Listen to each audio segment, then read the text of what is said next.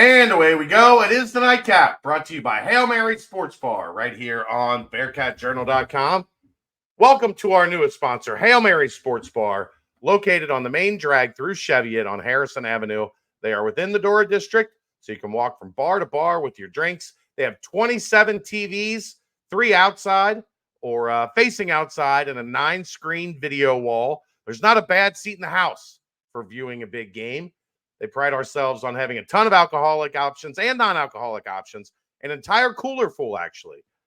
So if you want to go and you don't partake in the spirits, Hail Mary Sports Bar has you covered.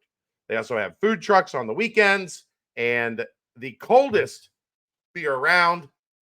But not only that, they pour it in a 32.8 degree beer frosted glass.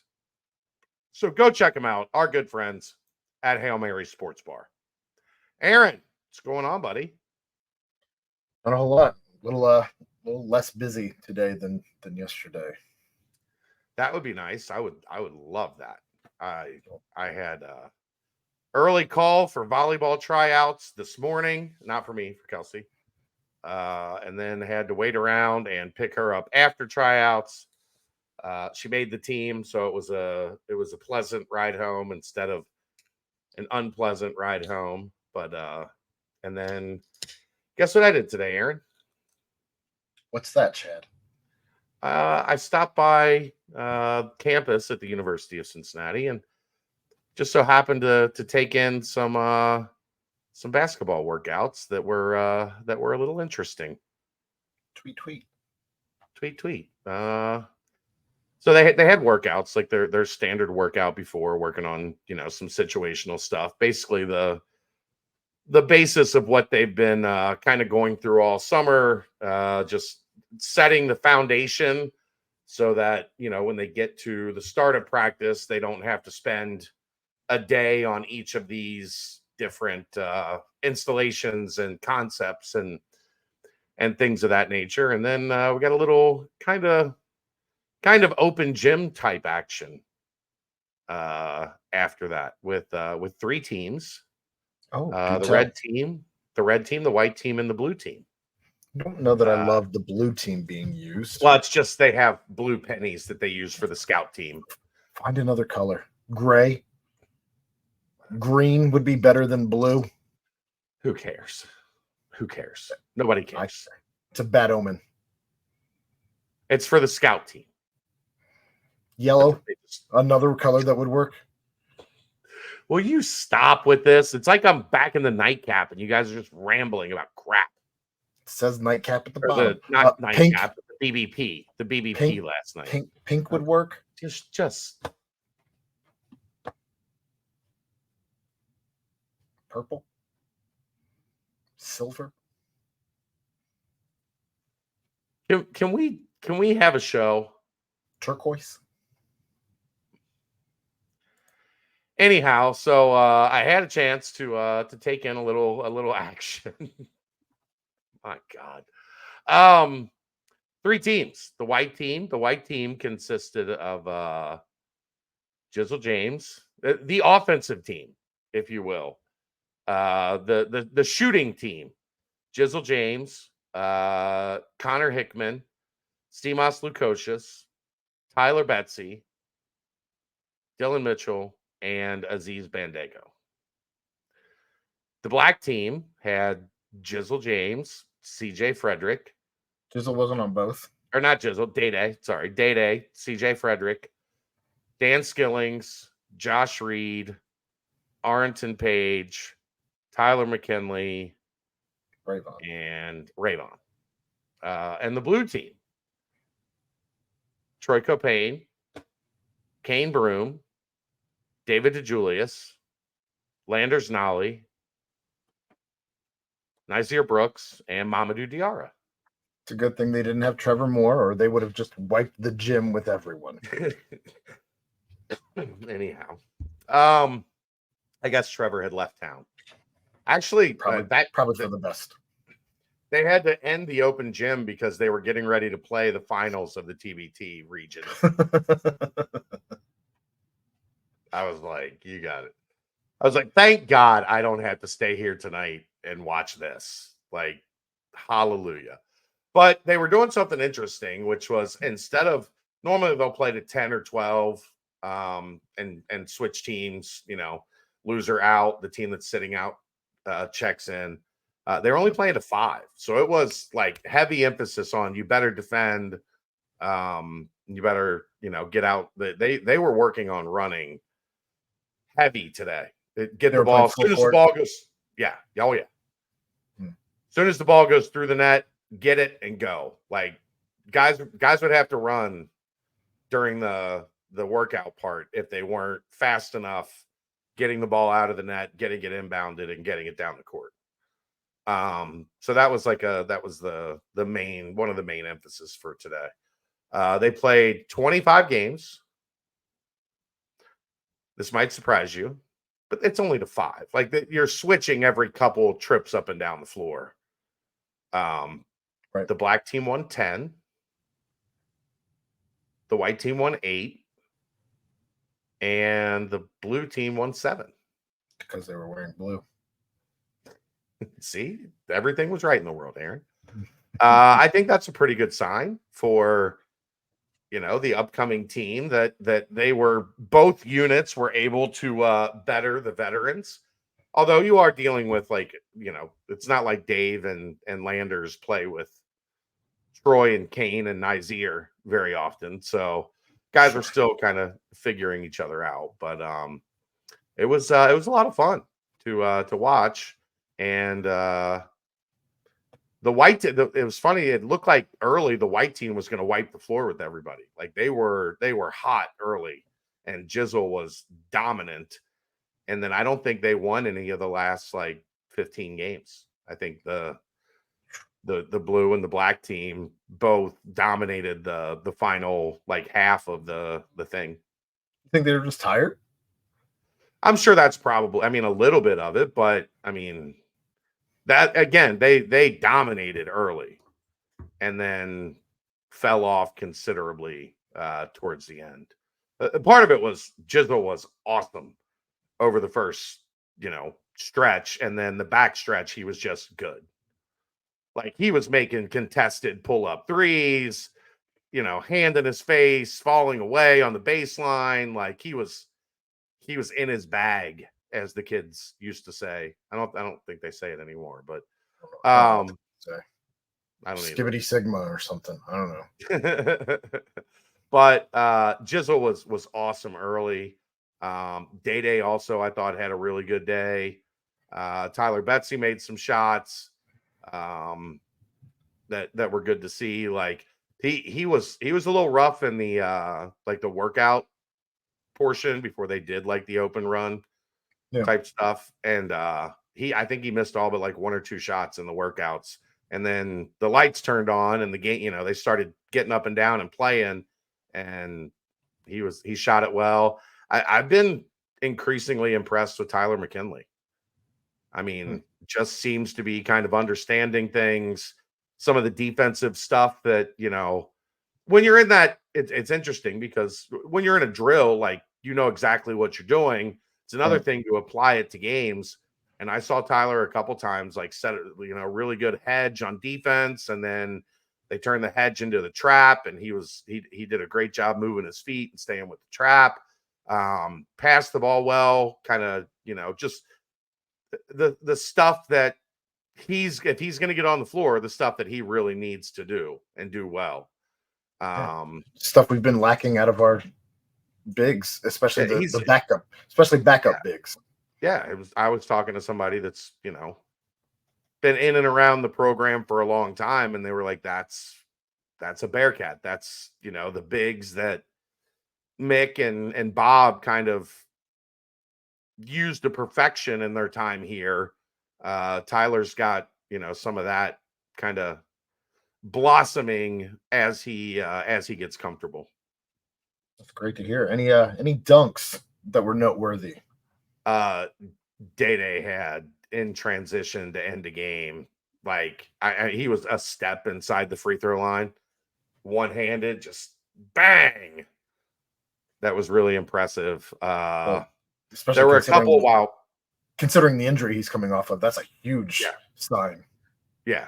While watching the workout part, I was sitting with Troy and Kane and those guys, and Troy watched Dylan Mitchell a couple times have, just his bounce is ridiculous. And Troy's like, I don't understand how you can jump off one foot or jump off like your left foot and dunk with your left hand. How does he get that much lift? Normally, like you have to, yeah. Well, Troy's not exactly a high flyer, so to him, I imagine that's much more difficult to dunk.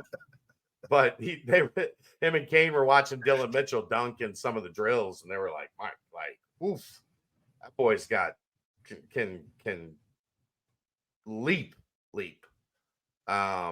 So any questions you might have, I'll be glad to answer.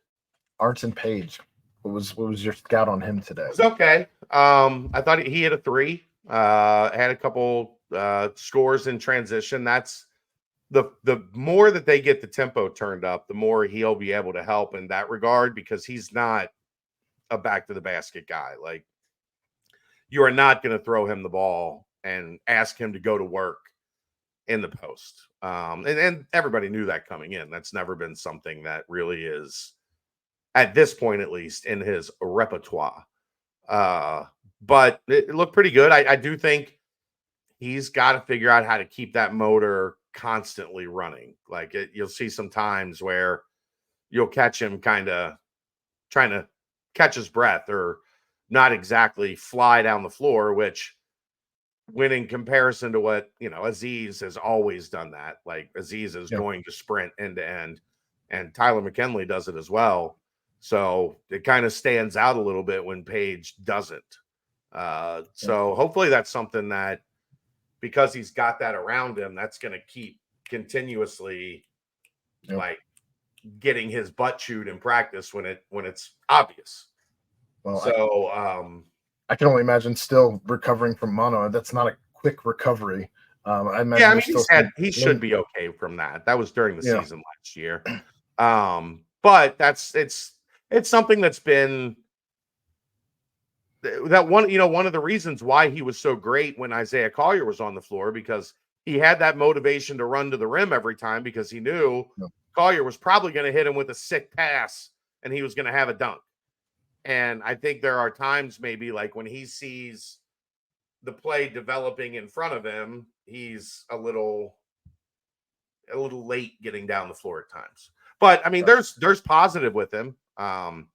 Just gotta crank that motor up all the time at this level. Like, if you're not gonna fly up and down the floor in this league, the other team's gonna have dunks, and especially if you're the 5 that's supposed to be getting back to the rim, the other team is going to abuse you if that's a trait that you have. So just working on correcting some of the things that we knew he needed attention when he got here, and still in the process of 100% getting there. But I thought he had a decent day.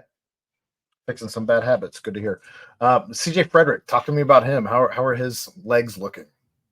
He looks fine. I think he actually blew out a shoe in the middle of the open gym stuff, like just like the sole kind of pulled away or whatever, and he spent the rest of the time trying to find he pulled a Zion pair of shoes to play in.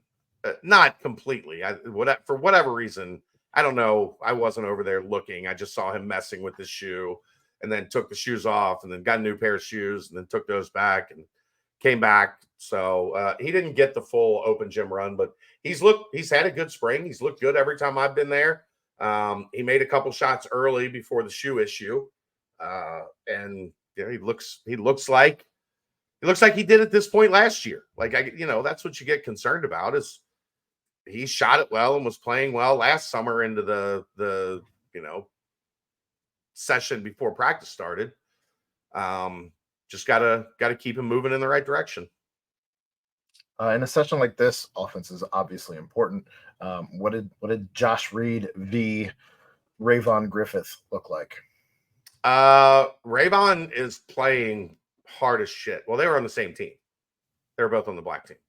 So Josh, I know, my bad. Rayvon is playing really, really hard and embracing kind of that. This is what you're going to need to do to be on the floor. And then Josh struggled a little bit early, but then as the game picked up and Black went on a big winning streak towards the end, Josh was a key part of that. Hit a three, had a couple drives to the rim where, got to the middle of the paint and then made a decision either to pass, draw the defense and pass, or get it up on the rim and make the basket. That's what I've wanted from him more than anything is he's got to be more than just a guy that stands there.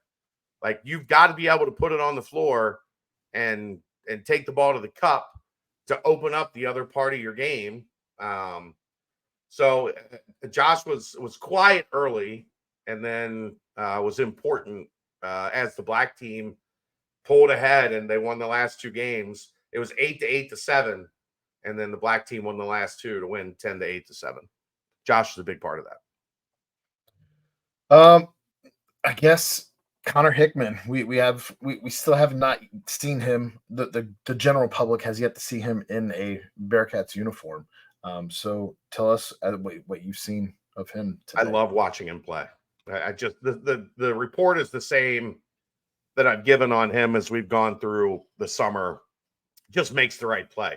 Had a couple today where he's in practice, in the summer, diving over the chairs because they had the arena set up for TBT tonight, diving over the chairs to save a loose ball, diving into the scorer's table to save a loose ball, hitting threes. At times, what I liked is at times, like Jizzle would catch the inbounds and give it up to Hickman and let Hickman initiate the offense with Jizzle kind of playing that roaming two guard that can come off screens and get downhill and get to his spots. I was like, ooh, I like that idea. Allows him to just grow Jizzle to grow his game and play a little off ball as opposed to running everything. Yeah, and it allows him to get out of like relying on ball screens, but having to play against ball screen defense where teams are going to hedge and they're going to try to push him back. Right. They're going to do everything they can to get him from playing downhill. There's a lot you can do offensively to get, they love those curl screens and the pin downs and stuff to get action coming from the 3-point line, going to the rim. And I think, if you can play him off the ball, especially with a guy that can shoot it like Hickman, that I think they could really play off each other. I just, the way the sport has gone, and I understand why, three-pointers and dunks, I think we've gotten away from guys that just really know how to play.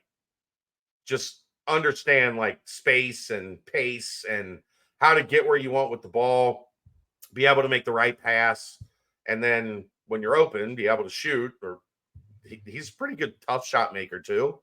But you know what I mean? Like just guys with a really high offensive basketball IQ that extends beyond threes and dunks. He's a fun dude to watch play. I think the fan base is going to love him. I really do. Last question I have before we get out of here.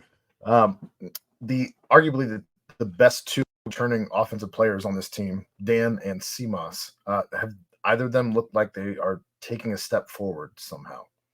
Seamas looks like the Seamas from the end of last year, not the Seamas from the beginning of last year. I mean, he's confident. He's banging shots. He was really good, on kickouts in the open run. That just genuinely a guy that looks like he's playing with a ton of confidence. Dan was wild Dan today. He's the untamed Bronco was back a little bit at times today, and Wes had to remind him a couple times, play off 2 feet. Don't get out of control, kind of going to the rim. The same stuff that in his progression, he's got he'll do really good at it, and then he'll hit that little stretch where all of a sudden he gets playing a little too fast and gets a little reckless, if you will. I wonder how much of that is him playing rec ball through the summer as opposed to organized team. I mean, they do so much now, team organized stuff, that it's not like it used to be. The season ended and you didn't do anything organized until the next season. The practice started. Right.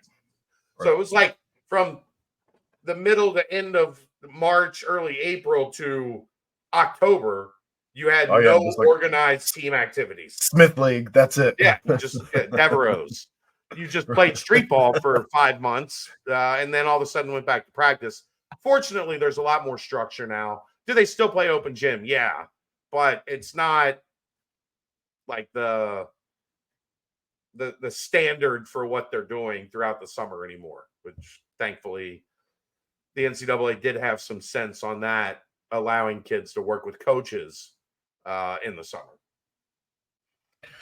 That's about all the questions I got. I did want to say it's cool to see Landers and Dave both coming back, as they have other places they could have gone, but it just shows how much Cincinnati meant to both of them. We already knew that, I think, about Dave, as he was kissing the sea-paw in his last game, but Landers more so, just speaking to what this team meant to him in his last season, where he had spent time at a couple other places. So yeah, great to see Nas back. Love Nas. Yeah, got to talk to Troy for a little bit.